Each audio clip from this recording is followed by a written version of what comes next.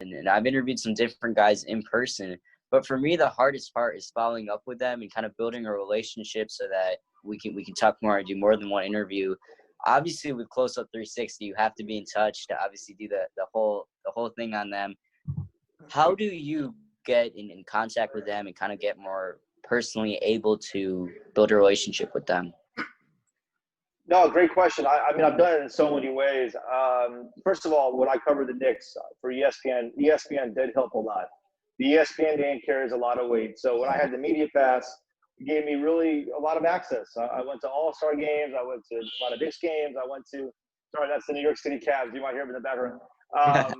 Yeah, I mean, that was a big part of it. I was fortunate to work for big companies that gave me, someone like myself, a lot of access. And so from there's a couple of things that I did. So when you go to an NBA game, typically there's a pregame media time and a postgame media time. But really before the pregame and after the postgame, there are times where just agents and publicists and trainers, stylists, people that work with players hang out. They come very early. And after the game is over, after the guys do the media, they stay later. They'll, hang out, they'll meet with the players. So I wanted to make sure I was there for both pre and post game to really network and mingle. From there, it went to phone calls, emails, pitches. Then I met this person. Then I met this person. Then I worked for the Players Association. That gave me the most access because then I actually represented players. And then I had the most database for players. I had direct emails. I worked for Chris Paul. So again, I mean, I've been fortunate to find great spots, but it was also my determination and ideas and creativity to get to these spots. But I'm a very good networker. I'm very curious. I use LinkedIn a lot. I encourage you to use LinkedIn a lot. Everyone is available on LinkedIn. Literally, you just type a name in there. Even NBA players have LinkedIn pages now. Baron Davis, Harrison Barnes, you name it. They have their own LinkedIn pages. So I would use that as much as possible. So again, it's been a combination of things. The last thing I'll say this is that everyone thinks that the agents are the most important, but sometimes it's the manager, it's the stylist, it's their family artist. So just know who their circle is. That's very important too. I wanted to say really quickly, my LinkedIn account, they actually suspended because I was too young to have one. So I had to use my dad's account. But, hey, we'd also always appreciate your help in helping to connect us with some different guys and try to get them on our show as well. Yeah, man, just, hit me up. I'm pretty available, as you can see on Instagram. I'll let you guys know I was ready to go for this interview. So, but yeah, I mean, again, it's all out there. You just have to come up with the right presentation, the right professionalism, show something different too. Like, don't just come in with the same ideas. Like, think about how you want to be different, and that will help a lot too. Well, listen, I really appreciate it. I got to get some practice. Yeah. Thank you. Good luck, man. See you, Vidant. See ya. Thanks, Thank you. bud. Thanks, bud. You got it. Yeah, so yeah, that kid works hard every day, and I'll send you his page. I'll send you his page so you can check it out more, and I'll send you my other friend's podcast. I have a couple other friends that do podcasts also, so I'll send you a couple of them too. But so my next question to you, I couldn't hear the when I asked you how did the Close Up 360 come about, and how grateful are you that you're the co-founder of it and the president of it? Yeah, so when I started my career out, I worked at the NBA, then I went to CBS Sports and then Sports Illustrated Kids. But those three jobs weren't really more than what I'm doing now. I just wanted to get in any way I could. So I had those three jobs. When I got to ESPN, I started covering the New York Knicks. And when I was covering the Knicks players, and as I was talking to them in the locker room, one of the things I realized that they did a lot off the court. A lot of it was living in New York City where there's a lot of marketing opportunities, as you know. So that got me thinking, okay, so these guys are in New York, not just play basketball, but to also build their off-the-court endeavors. That led me to other, I guess, information, other intel, meeting more agents, meeting more publicists, stylists, trainers. So I started getting connected more and more, and I started cultivating this sort of off-the-court voice where instead of focusing on a pick and roll, I would focus on this player is building, this business or involved in this fashion show, I don't know, or whatever. So there was a lot of content there. And then from there, a lot of fans liked it because fans thought they were getting closer to the player.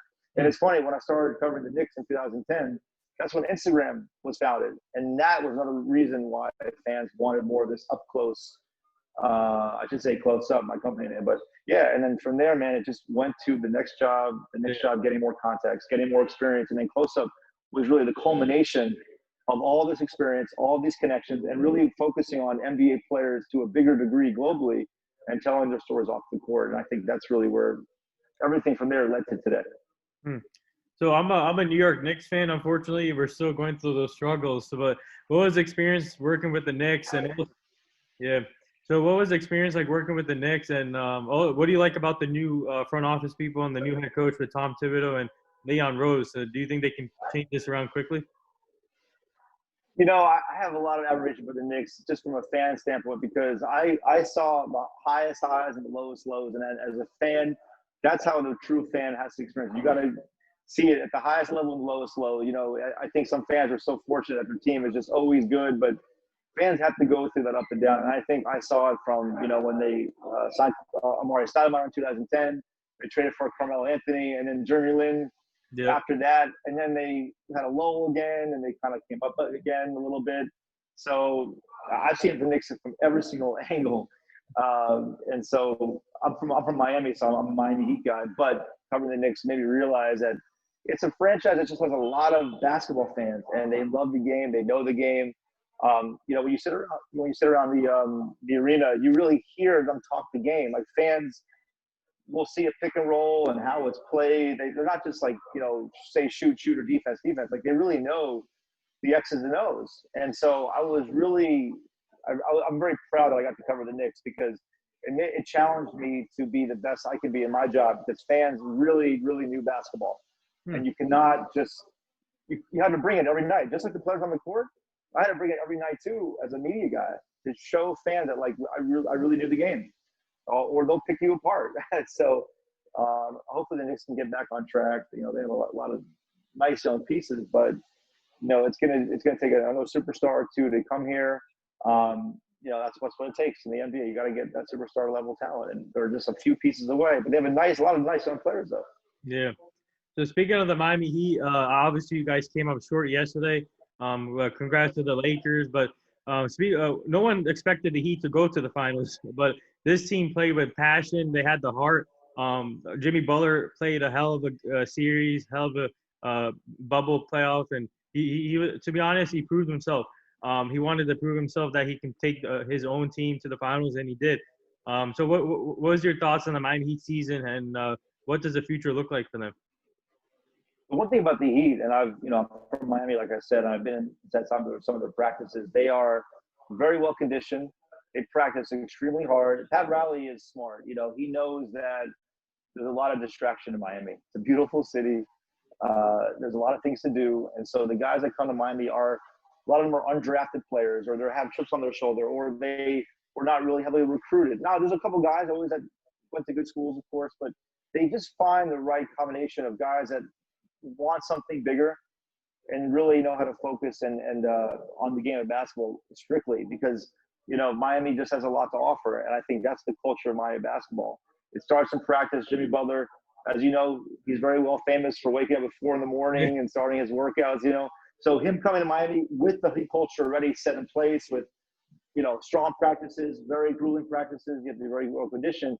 That really set the tone through Jimmy and what this team did this year. I think a lot of national fans may not have seen it up close, but they really saw a team that plays very well together. They move out the ball really well. They're very quick around the perimeter with their dribble handoffs. They get back on D. They lock in. They switch really well. So give them a lot of credit, man. Against LeBron and AD with a lot of size in the paint, you know, they did a nice job contending that for 6 games. Yeah. So going back to your close up 360, I know I've seen a couple of your interviews on there and your shows, and I want to get to one though. You spoke to Kobe, I saw, and then what was that like? Just speaking to him in person, and obviously what devastating things that happened to them, and he was one of my role models growing up. And what was it just like speaking to him in person and getting to know him personality-wise and what he's about in the game? And obviously he's well respected, and he did a lot of stuff with the women's basketball too, and obviously a great family person. And what was it like just speaking to him in person? Well, the whole story, I have to tell you how it happened. It's an interesting story. So One of my business partners is Caron Butler, NBA champion with the Dallas Mavericks. So Caron and Kobe played together in LA. So I was in China. I was in Shanghai for the Basketball World Cup, and I was out there covering the first leg of the tournament. And so we knew that Kobe was a brand ambassador for the World Cup. We knew that also Dirk Nowitzki was as well. But Kobe was the guy. I mean, Kobe's just larger than life. He means so much to China. And not to mention Kron does know Kobe very well. So when I was out in Shanghai, we were trying to see when Kobe would be coming into China. We didn't know when. We didn't know when it would happen. So I did my first thing in Shanghai.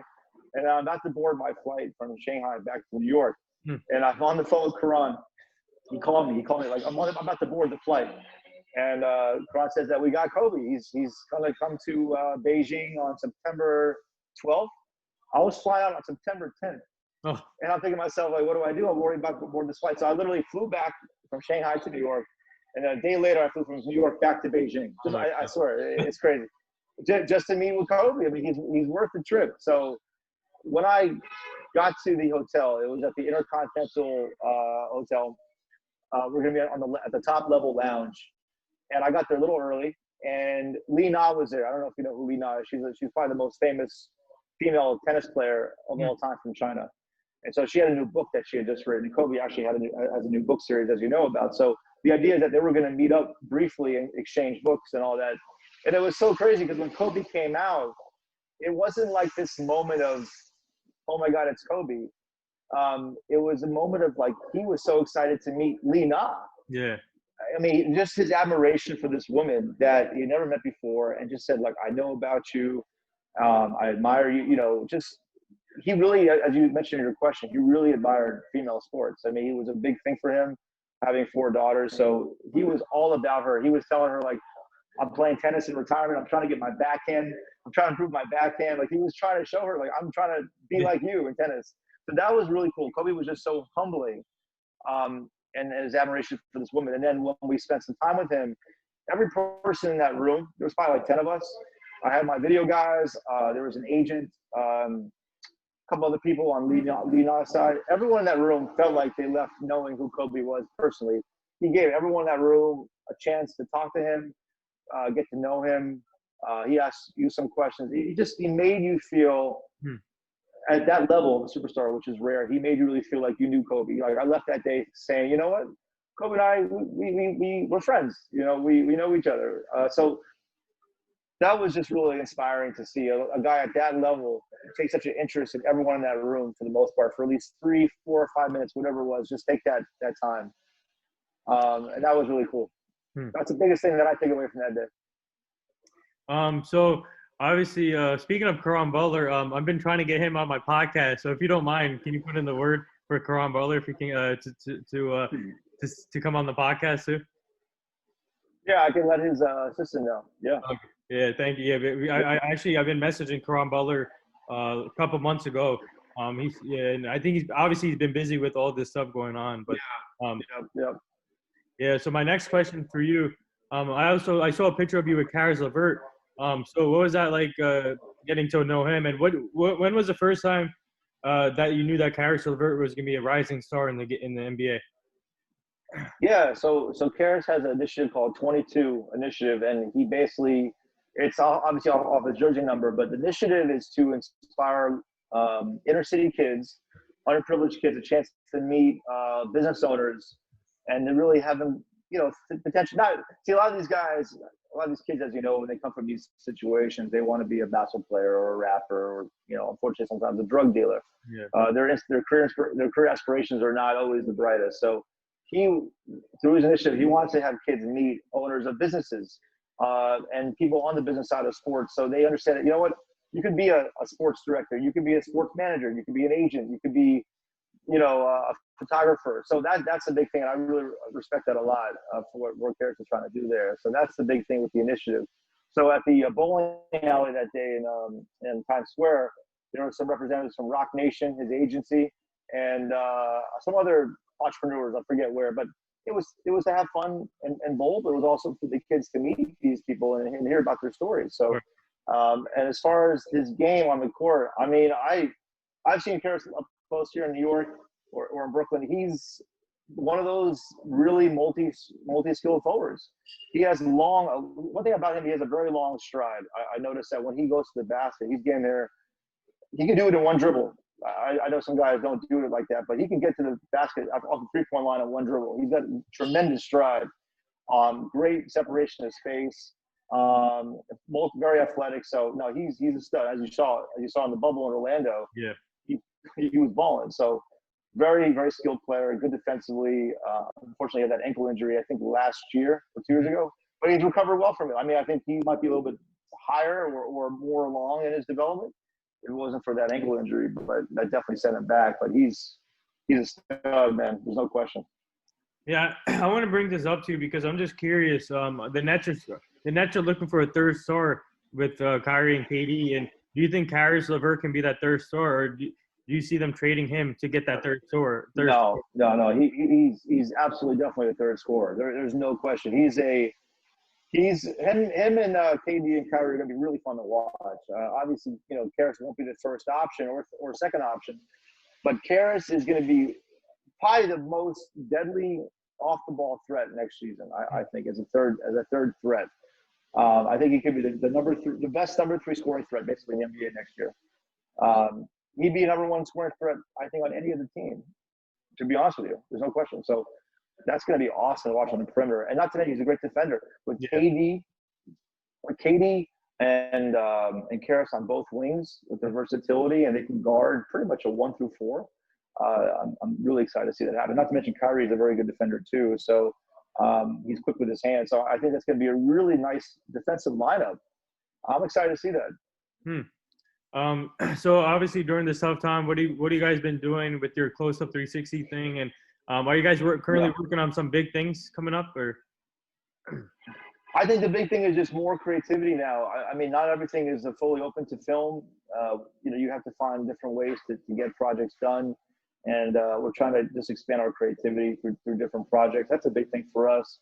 We're constantly editing. We're constantly pursuing new projects. One big thing for me too, as the founder, is just thinking about new opportunities for distribution, to get more content out there, to get it seen by more people around the world. So it's a time to reflect, analyze what you're doing right, what you're doing wrong, how do you want to develop, where do you want to go. So it's a whole mixed bag of stuff. But yeah, we have some projects in the works. I guess the ones I could talk about, we're finishing a piece with Jerry Culver about a special friendship with a young fan with cystic fibrosis. Working on a project with I'm trying to figure what could I talk about without busting anyone's chops open. Yeah, some of the rookies. I don't want to say names just yet, but some of the rookies we're doing some stuff with. Some of the rookies in next month's draft. Sorry. We have a cool NFL project, our first non-NBA, and it's really just a special project for us. We don't see it as we're going to go NFL, but it's a kind of a one-off for now. So yeah, we're filming still. We're editing. We're just trying to prep ahead for really next year mostly. Man, that's awesome. And speaking of NFL, obviously some of these stadiums have fans back in the NFL, 22% capacity. But do you see any fans for? Obviously, they say free agency is about to start in December for NBA, and they're going to kick back. I think NBA offseason is going to be short, obviously, this year. But do you see fans do you see Adam Silver bringing in fans eventually, like 22% capacity in the stadium for next season, like the NFL is doing right now? Yeah, that's the best question. I don't know. I would be the worst person to answer that one. My gut though tells me is that they're leaning towards the bubble again. I think they're really happy how it went.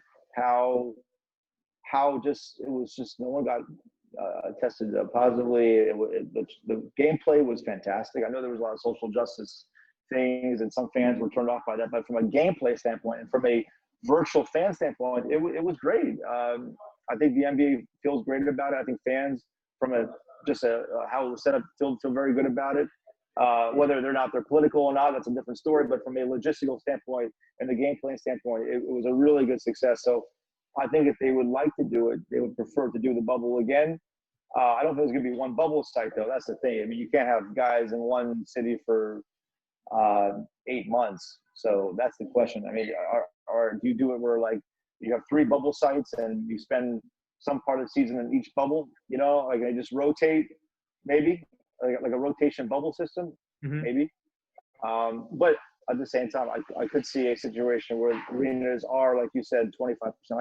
I could possibly see that. I wouldn't. I think bubble is where they want to go, but you know, the NBA does do things a little better logistically than any other sports league. So I think bubble made a lot of sense, but we'll see. I could see it going the other way too. Yeah. So before I let you go, I do this rapid fire segment with all my guests that come on the show. You ready for this? Let's do it. All right. Kawhi Leonard's laugh or Kevin Hart's laugh? Kawhi Leonard. Favorite food?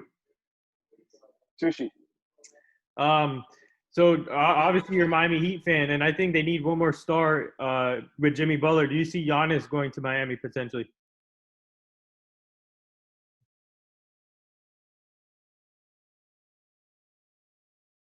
They don't want to give up a lot of these younger people. Man, I'm going to say no right now.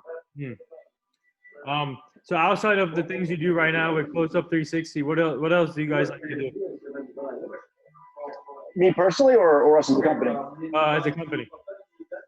Oh, like what type of content, or yeah. What do you mean, like?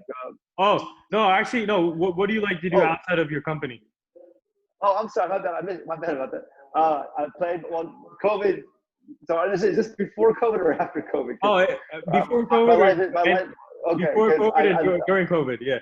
Yeah, because basketball is my life. I play a lot of basketball, but I have not been playing during COVID, so that's something that's been shut down. I've been running a lot though, running a lot. Man, I love culture. I love exploring New York City. It's a great city to explore on by foot, just walking around. I like museums. I like art. I like restaurants. I like plays, all that theater stuff. I love the culture arts. Traveling. I mean, I travel mostly for work, but I definitely love traveling and exploring. I love traveling on my own. I love being on my own. I love having a crew where I meet, but I do like the idea of like separating and just exploring things on my own. I'm very independent. I like to see things on my own and get a little trouble at times. Not good trouble though, I promise. Not bad trouble. But you know, just having some fun. Those are my things, man. Family time. Sorry, a little noise here, but family time is very big for me, especially during COVID, especially just being with my folks. My dad's a doctor. My sister's a PA at an emergency room. So just being with them and making sure they're okay with their whole craziness, you know, with the patients they have. Going to Miami, where I'm from. So those are the things I probably love the most. Yeah, so speaking of your family being in the doctor field, and obviously your girlfriend going to nursing school, so what's it like seeing them and being inspiration to everyone and helping other people out right now during this tough time? There was a moment when my sister and I were in Central Park together. It was probably back in, like, I think April, or it was either April or May. And she had opened up to me that she had COVID. She didn't tell us at first. She wanted to keep it a little secret just because she was afraid how he would respond, how we might get really nervous for her. But she was fine. She just lost her sense of smell, sense of taste. But when I was in the park with her, she had a moment. She got very emotional. And that made me realize, like, how trying this time has been. I don't think anyone that really knows what it's like, what's going on, unless you're in healthcare, unless you're really in the emergency room and you really see the body bags and the, you know, people come in and a day later they're dead. You know, it's just that. I don't know what that's like. I don't know if you know what that's like. I don't know if you're in that hospital system before. I mean, I've seen it from just the images, but that moment with my sister made me realize that this is for real. So, you know, we actually started a series. I can talk about this. So one thing we did this year, we started a series called Hoopers Meet Heroes. We did it through remote chat.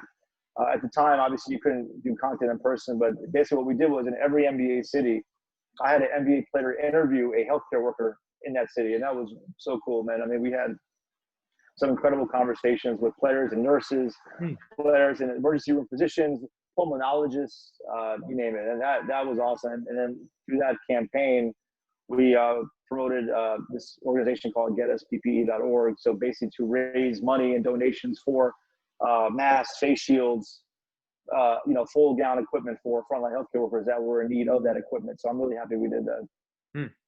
So outside of the Kobe interview, what was your other most memorable interview you've done? With close up or just overall? With close up. Close up. Oh man, there's been a lot. I mean, everyone has been. The reason why everyone stands out to me, I'll give you one or two, but from an overall standpoint, they stand out because everything that we do is exclusive and off the court, and we get a lot of time with guys, so we really get to know them for 2-3 hours. So that's really cool. We see them in a different way. And sometimes when you see a guy on TV talking about basketball, yeah, they're not as descriptive, they're not as articulate, and a lot of it is they don't like to be asked about basketball. But when you ask them about fashion or business, they really open up. It's something that they really enjoy talking about because it's not their daily work. So let me think for one that an interview that I would say one maybe one is PJ Tucker. So last summer we explored Paris Fashion Week with PJ. PJ, as you know, is a big sneakerhead, loves fashion. So last summer for Paris Fashion Week, we spent a week with him going around Paris. And that was just so beautiful, man. And so awesome to see the behind the scenes of this not only amazing city, but during the prime time of Fashion Week. And just talking to PJ about his journey and from Europe, or really from North Carolina, Raleigh, North Carolina to Texas, then to overseas, coming back to the NBA, just hearing his story and his journey, what he learned through fashion, and then seeing it over those 7 days, that was really special. But there's been so many, man. Everyone stands out just because it was very exclusive and very in-depth in nature. All right, I'm gonna put you on the spot here. Do you see Chris Paul coming to New York next year? Man, this is another one. This is like Giannis to the Heat. I'm gonna say, man, I could see yes, and the one reason is CAA. Leon Rose was Chris Paul's agent. I believe Leon Rose and CAA has a big stake with the Knicks with their connection. So I think that may be a possible incentive connection, the CAA agency connection. So I would say possibly. I mean, I think you said before you worked with Chris Paul, right? Yes, at the PA. So have you recruiting him? Have you been recruiting him to New York as we speak, or? No, I am not the guy. I know his manager really well, Carmen, but that's my extent of the. That's my extent of talking about Chris Paul, but I'm sure he's getting a lot of that on Instagram and social media, but we'll see. Chris right now, his whole focus is voting in the election right now, so that's his thing. So, what was your thoughts about the Nets hiring Steve Nash as their next head coach? Great. Hall of Fame point guard. He's really great as a communicator and really setting guys aside and really talking to them and really learning about each player individually. He's very locked in on each guy, and that's the key. He's not just about the star players. He really wants to get to know everyone on a very personal basis. He is obviously a legendary point guard, knows how to see the court. He's going to be a really good teacher for the young players. And also Kyrie and KD are ultimately going to respect him. And when your stars respect the coach, that does impact the whole team. Favorite music? These days, house music, deep house, Miami style. So I want to get to another inspiring story that happened here recently for the NBA. Mark Cuban, the Mavericks owner, helped out Delonte West, and man, he's already looking good, changing his life. And what was it like? What was your reaction like when Mark Cuban did that for him? And that tells you how Mark Cuban is a family person, and he's helpful to the community. So what's that like, seeing that with the dog? Yeah, awesome. It's awesome. I mean, it's one of his former players. That's really important. It's the family environment with Mark Cuban. He's similar to Nash, and in the sense that he's not a coach, he just really wants to get to know each of his players, make sure they're okay. He's very involved with each guy. So it's an amazing story, man. I mean, that'd be a story we love to share. We love to tell that story. Yeah. I gotta hit up Cuban on that. Let's see if he's down for that. But that would be a great. Oh. I have to work. I'm gonna go upstairs. I have to wear my mask in a second. We probably should. All right. Yeah, we probably should wrap. Yeah. So you should reach out to Mark Cuban. I gotta wear my mask, man. Oh. Okay. So hold on one second. Yeah. No, it's fine. No, Peter, it's okay. All right, I gotta wear my mask now. Yeah. I could try to go up. Actually, no, let me go upstairs. How much more? You want like 5 more minutes? Oh, I got one more thing for you. That's it. All right, let me do it upstairs. Hold on. Sorry, I don't want to do this with a mask on. No worries, Peter. Sorry, I'm in my building and mask. Just give me a second. Let me just get to my apartment. Yeah, but you should reach out to Mark Cuban too. I know he's accessible. It's just you gotta get him like in the right moment, but he is accessible at times. Yeah. So hold on one second. Let me just get to my my apartment here, and we'll just wrap this up. I gotta get back to work. Hold on one second.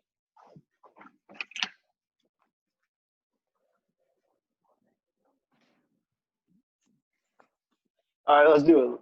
Can you hear me? Yeah. Yeah, let's wrap. This is obviously the best audio spot, but I didn't want to. Yes. You know. Yeah. So the last thing here, would you like to say anything to all the nurses, doctors, and essential workers? Man, well, I think the biggest thing is they've changed my perspective on the whole world. I had a lot of admiration before for healthcare workers and everything that they do because my family's in it. But what they've had to fight through, like every night, not now, but up until about 2 months ago, at 7 p.m. every night, there's a lot of cheers and people clapping in New York City. I don't know if other cities did that, but it was really amazing to see. The streets were very quiet, but at 7 p.m. every night, people were cheering and it was exciting. And that just, I give them so much respect. They're definitely the heroes. That's why we started that series called Hoopers Me Heroes. But, every day they're fighting for us, risking their lives in the process. So I'm happy that we shed a light with them. And also, we're going to continue to do that.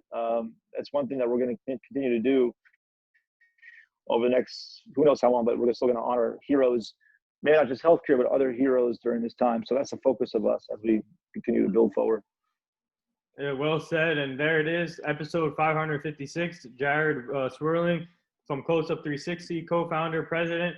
Go follow him on Twitter, Instagram, LinkedIn, Facebook, everywhere.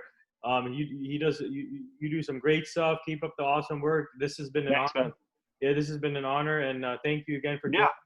I'll be posting this on all social media formats so people see this, and that wraps up episode 556. And you and your family stay safe. Thank you, man, and thank you so much for your time. Great questions. Appreciate it. Yeah, no problem. Great.